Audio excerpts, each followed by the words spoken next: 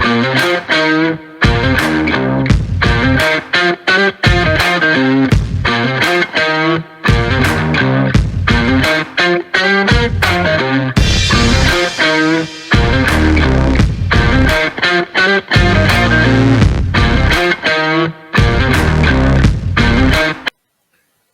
morning. Morning. Thank you. Just move the microphone a bit closer to us. This morning we're talking about a subject that is quite interesting. I think it also caught us unaware of what we did not know about New Zealand. So our subject this morning is things we Things you should know before you move to New Zealand. That's quite important. First of all, when I looked at New Zealand from a demographic perspective, I saw this very, very small little island at the end of the globe. I mean, you had to go all around from where we were in South Africa, and to go to the other side of the globe, basically. And then you had to really look closely because New Zealand is very small down there. It disappears on the map. Yeah. Yes. And then you look at the people and you say, okay, they look like me. They speak English. It can't be that bad. And then you arrive in New Zealand. It's not bad. Now, the thing is, things change totally. New Zealand is bigger than you think it is. Yeah, you actually, on the map, it looks very small. I know of people that came to New Zealand wondering if there even was like a McDonald's or anything because it looks so small. But it's actually big. Once you're on it, it's really big. And most people think New Zealand is Auckland. This Auckland is New Zealand. There's nowhere else in New Zealand. They've got only Auckland, and that's the city, and that's that. Yeah. So. I mean, to drive from Auckland to Wellington took us 8 hours. Yeah. We did stop around, took a few snappies like normal tourists, but it is bigger than you think, and everything you need is here. We've got not as big as malls as you get in South Africa, but you've got all the stores that you need. So the malls, the shopping centers, should I call that they call malls, is very sufficient, beautiful. So there's really, and there is McDonald's, there's Burger King, there's Kentucky, there's everything that you. And if you need to go to the butchery, it is a specific destination. You drive to where they are, and you go there. Specialty shops, those type of things. South African shops. Which we don't really go to anymore. Yeah, no, there's everything you need is there. Then another thing is there aren't a lot of people in New Zealand. So if you're not a people person, I think New Zealand is probably the best place for you to be. We're only 5 million down here. Yeah. So in the whole of New Zealand. And I think how many is in Auckland? Auckland's got, I think, 1.4, 1.6. Auckland's actually got more people in Auckland living than in the whole of the South Island. Yes. So that's quite interesting, and the South Island is quite big. If you travel in South Africa, you leave Cape Town and you travel all the way up there to Tabazimbi, that area, that is about the same area as the span of New Zealand. Did you know that? No, I promise you. That's the length of New Zealand, except it will take you about 3 times longer because the roads are except allowed. You cannot drive the speeds we have in South Africa. It is. That was the first thing that caught me. Whenever in 2016, sorry, let me just retrace quickly to 2016. When we arrived here, I thought to travel from one area to the rest would be very much like South Africa. That's how I planned our day around that. And I came short, I promise you. I really came short. Except that it's beautiful down here and you have to look all around you because there's so much beauty around here. Your roads cannot handle, I would say, above 100. You can't drive that speed anyway. No, the roads are windy. And some areas you go down to 30 kilometers an hour. It's not an issue. You just go down to 30 kilometers an hour because that's a safer way to get around. Yeah. So.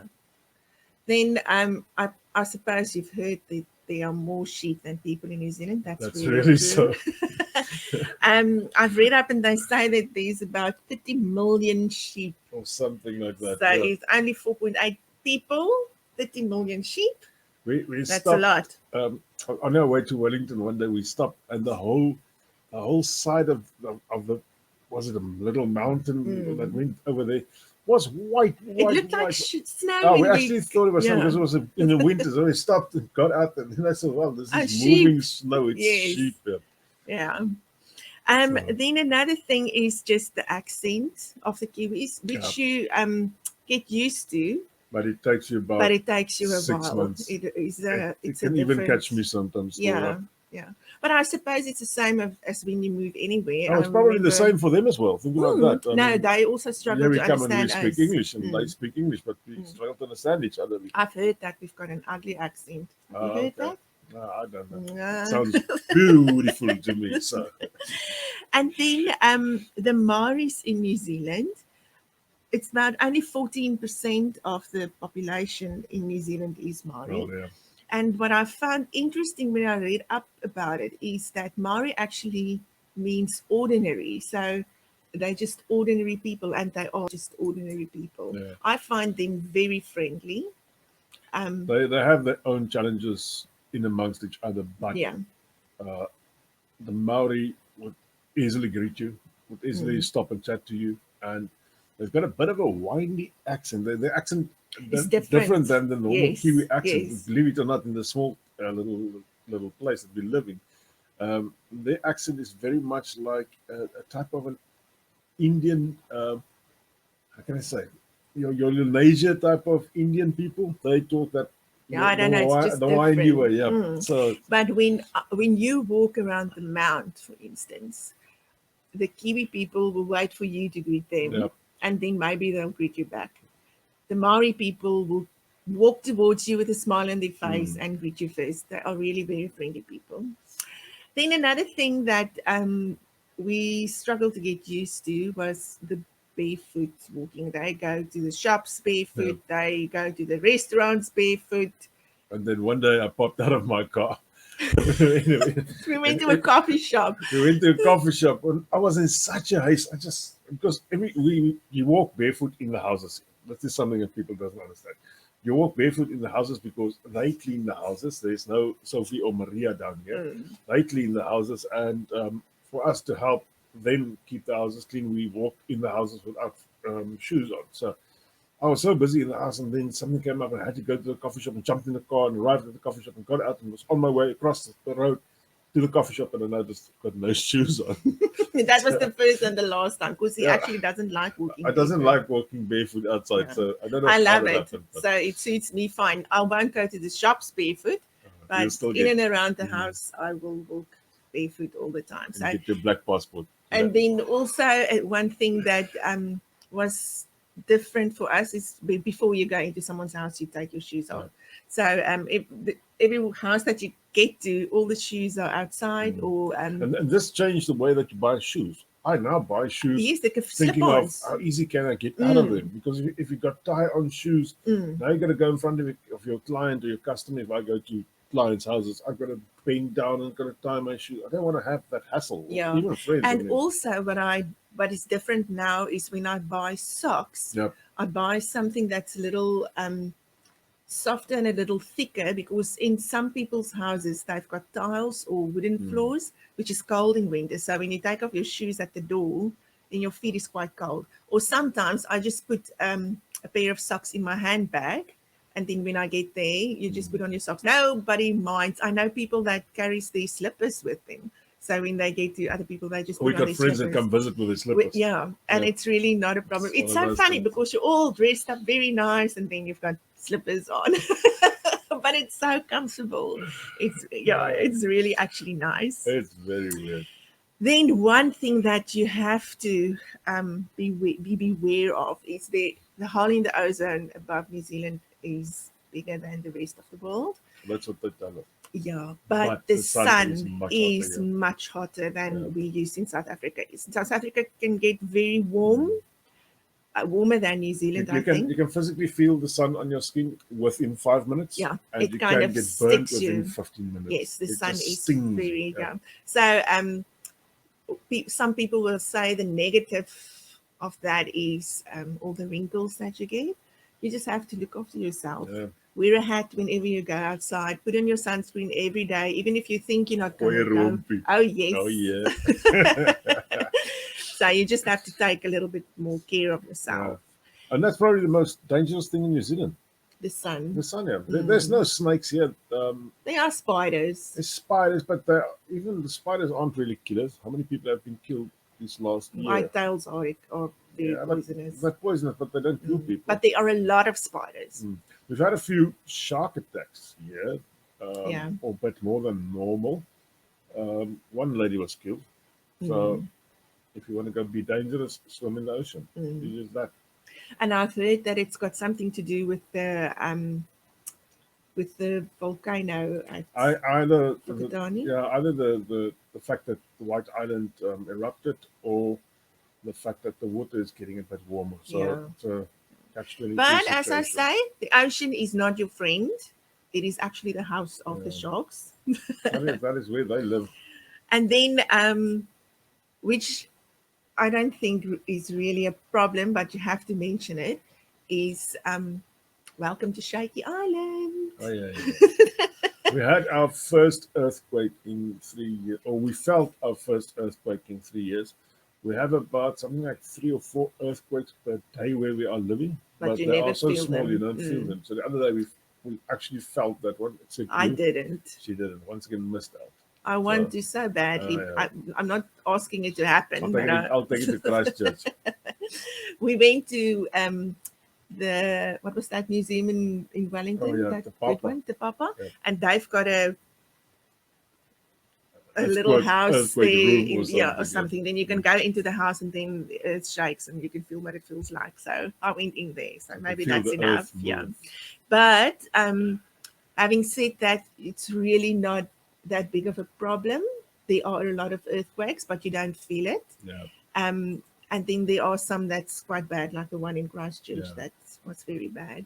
And then sometimes it's even after the earthquakes, there's aftershocks. There's tons of aftershocks.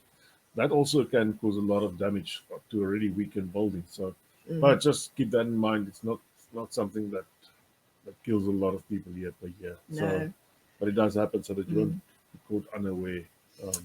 And then the landscapes in New Zealand are really very beautiful. Look, South Africa's got lovely landscapes, and it's beautiful and versatile, and you get everything there, and it's really beautiful. But I must say, New Zealand is just amazing. Yep. It is so beautiful. Around every corner, You see something beautiful. Yeah. We don't have the crew here. We don't. No, you don't get They've that. got a small patch they call Desert Road, but it's not really desert. It's just the landscape is a bit flatter, but only for a small period of time. And the plant growth there is scarce. So that's basically all. I think if you think about living on an island, it looks like an island. Yep. It's really beautiful. And then the water. The water, you've got some of the most clearest lakes in the world is in New Zealand. It's The clean and you can drinking drink water. Yes, the water is really nice. Yeah, except that the color of the water, yeah. the color of the lakes, the color of the ocean. Whenever you think of island life and you think of that Aqua type water, of water, really it is beautiful. really here. That's So, the way that it yeah. looks. And you can swim in this stuff, actually. If you're Yeah, not afraid it's of warming sharks. up. Yeah, well, There's basically less sharks here than in South Africa. So, yeah, but and I'm there just still talking are. about in the ocean. Then, what's the thing about the beaches? There's I think it's 120 kilometers or something that you are always You're never further than 120 kilometers from the ocean. So New Zealand is an island and you're really near to the ocean the whole time. Even if you are in the middle of the island, it's still 120 kilometers to the closest beach, which is about 2 hours drive, to be quite frank. It's not just a 50-minute drive, so it's about 2 hours drive, but yeah, it's not that far. That was another thing. When I heard that before we moved, I was thinking, okay, New Zealand must be this very thin piece of land, and when a tsunami comes, it will just wash away the whole island. Yep. But we it's live not on like the that. side, I promise it will be a massive tsunami that even reaches us. Yeah, but when you hear that you're only 120 kilometers Yeah. from, then it The- sounds very The small. perspective of what New Zealand is in your mind versus what New Zealand is really, it's two totally different things. Yeah. So And then one negative is the sandflies. You get them everywhere. It's not only on the beaches. But I can say I haven't seen a lot of them this year. You were bitten at the one place. Sandflies is very selective. I don't bite everybody. So. Yeah, and you get repellent that you can just we carry it around in our cars.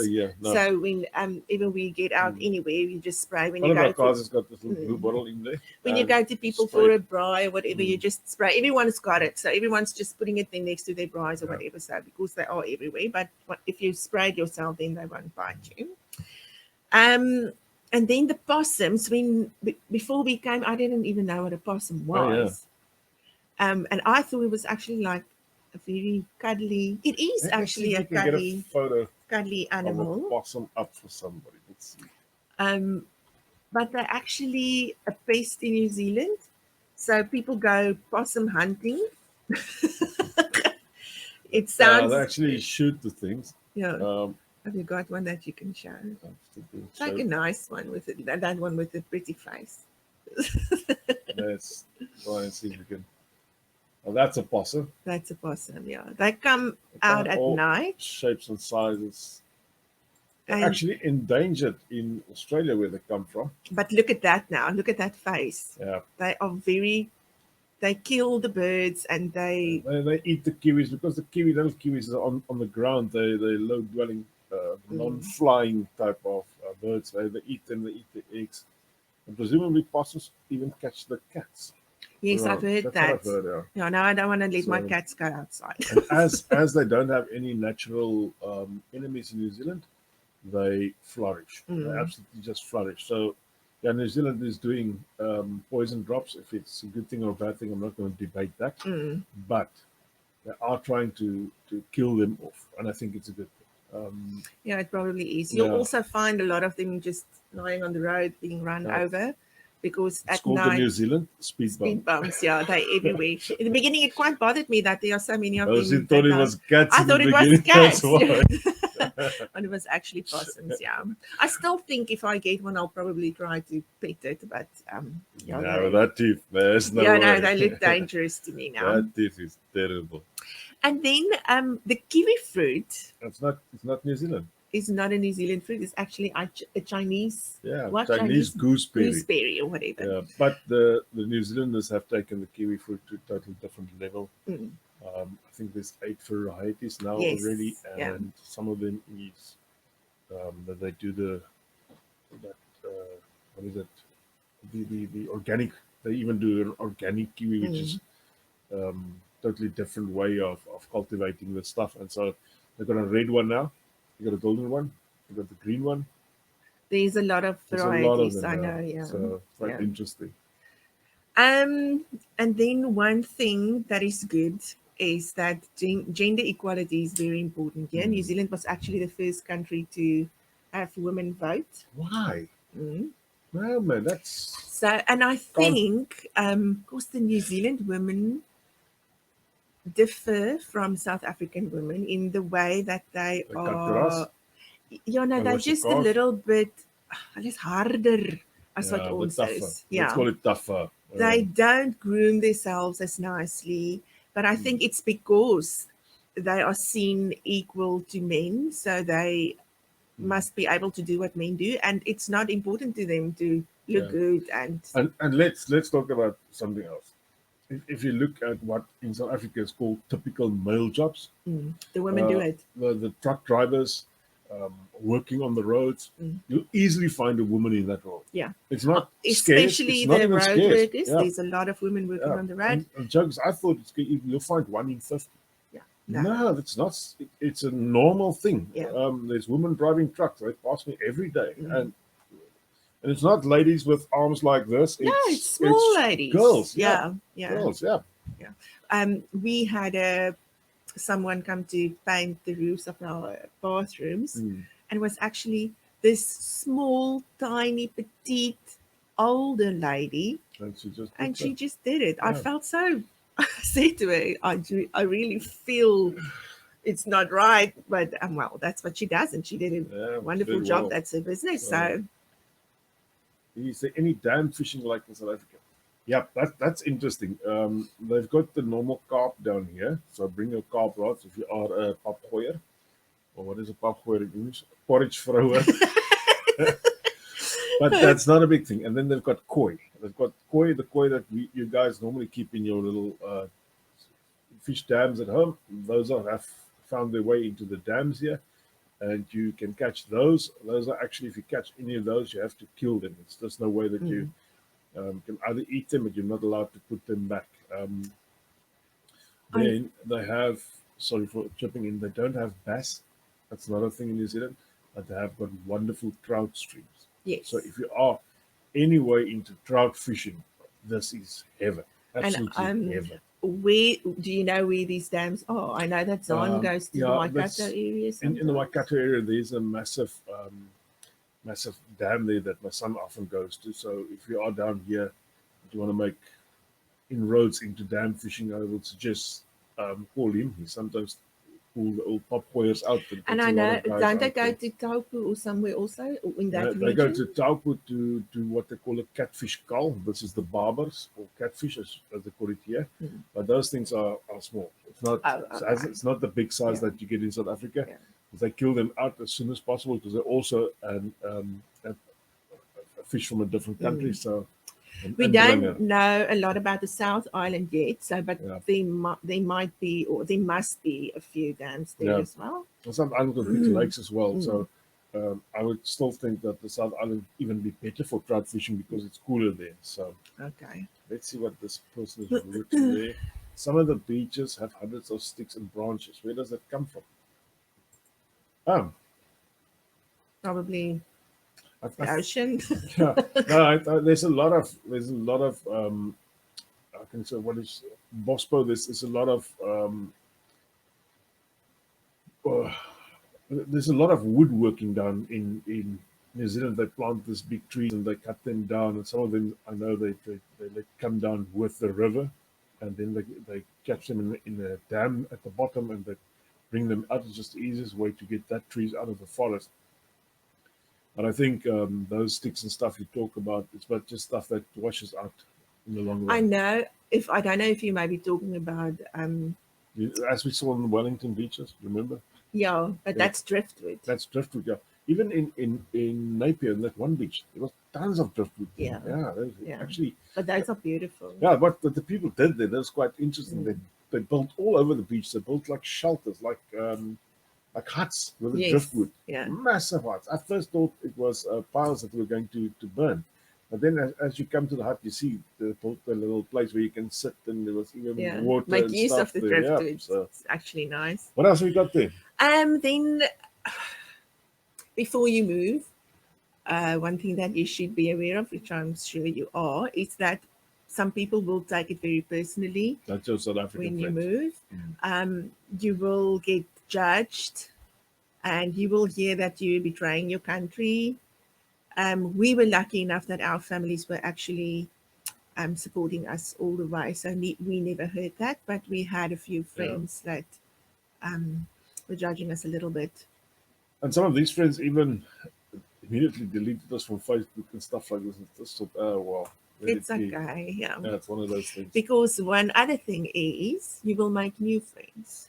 It may be a little harder in the beginning for you, but eventually you will make good friends. We were actually at a little restaurant yesterday.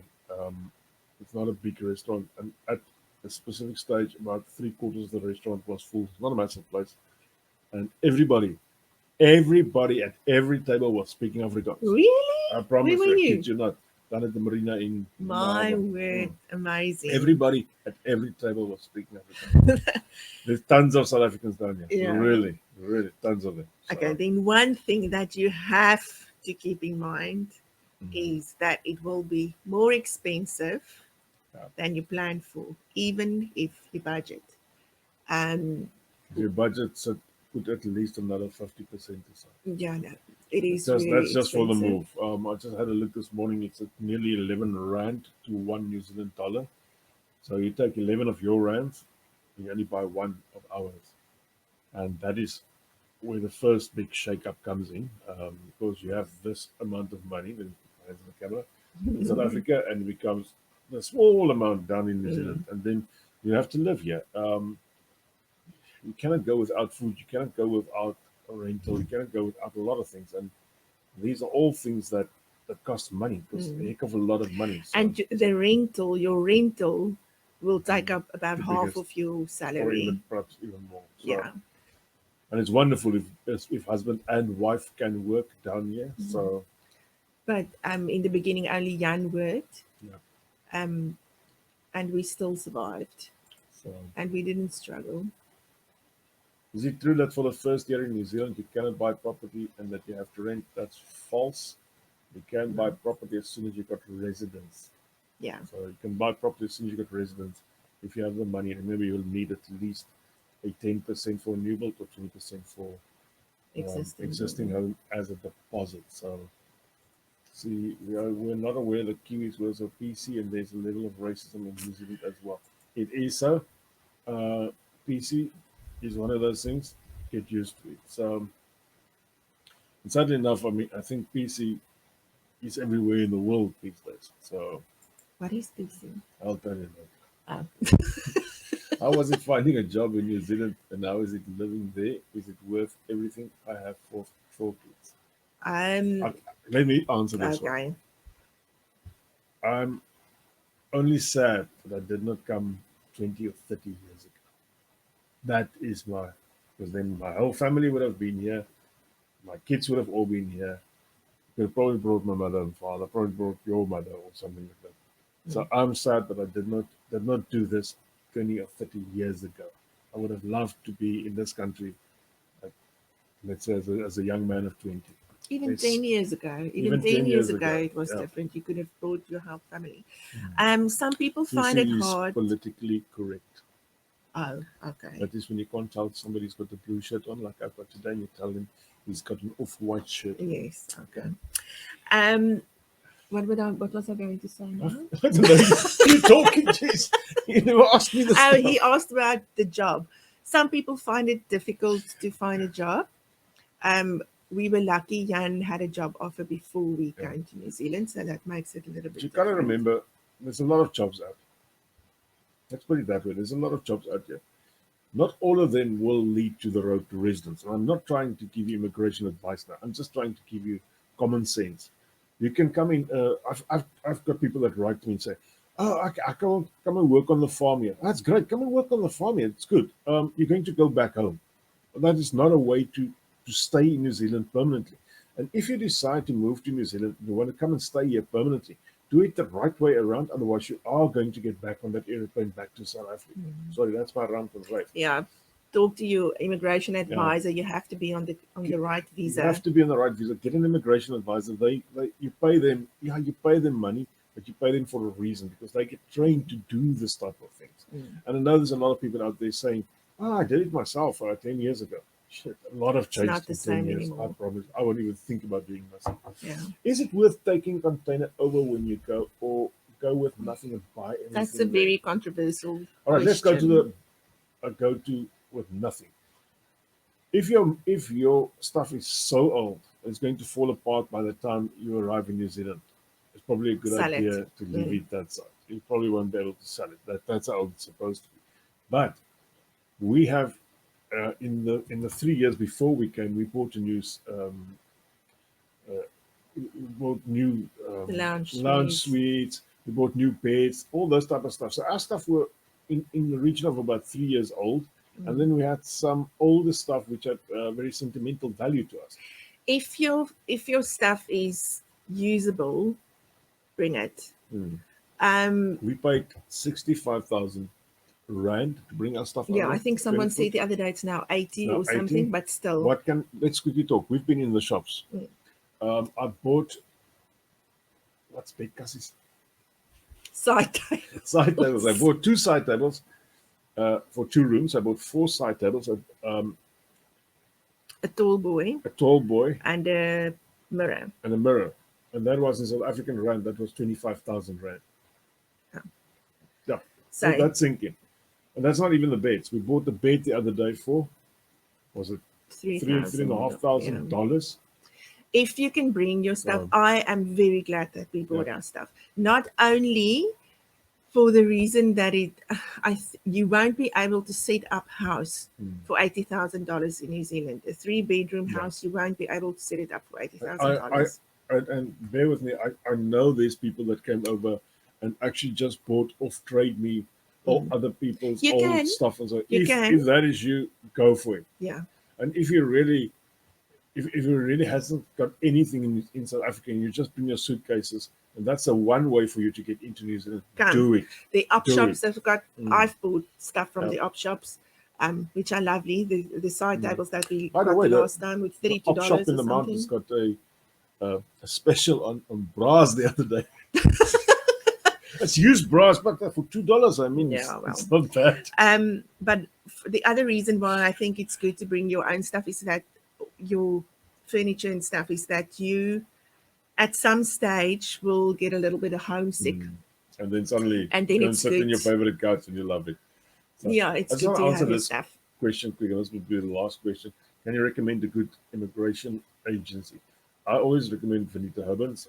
I found her trustworthy, and I found that she will give you the right advice at the right time. So, and price-wise, I believe she's basically either the same price as the rest or a bit cheaper. So I just found that she doesn't give you the blow around and hope and so on. Okay. How big are the houses, rooms and yards versus in South Africa? It depends. It depends. When we lived in Papamoa, the yard was smallish. How many squares do you think that was? About 500. 500 squares. You get 300 square yards these days down here. So. Yeah, but all the houses that we've rented this far has been quite. Our South African lounge suites fits in there, so it's actually not that small. If she gives me permission one day, we'll probably take them through the house that we just bought. So this is not the average one. It's not an average house. It's a bit bigger than normal, but we paid a very good price for that. Yeah, so that's we were very lucky. Why we were willing to go this to the end, and then I loved my big yard, 1,600 square meters of yard. So, and there is garden services down here. So the guys coming to cut my grasses today. Yeah. All right, time has come and gone, and we've talked all the way from Possums from Auckland down to Wellington. So, thank you everybody. Let's just see. I would suggest against large dogs. You'll struggle to find a rental point one. And all the dogs in New Zealand is about this size. Dogs aren't kept here for safety, they're kept here for companionship. Yeah. But big dogs are far in between. But I know how difficult it is. So if that is the love of your life, bring it. And if the cost of the traveling for the pets doesn't scare you. If the dog's your love of your life, bring it. Your wife can always come later. All right, guys, because that was us. Thanks. Another 30 minutes of Jan. And stay well. And in South Africa, stay safe, please. See you all later. Bye-bye.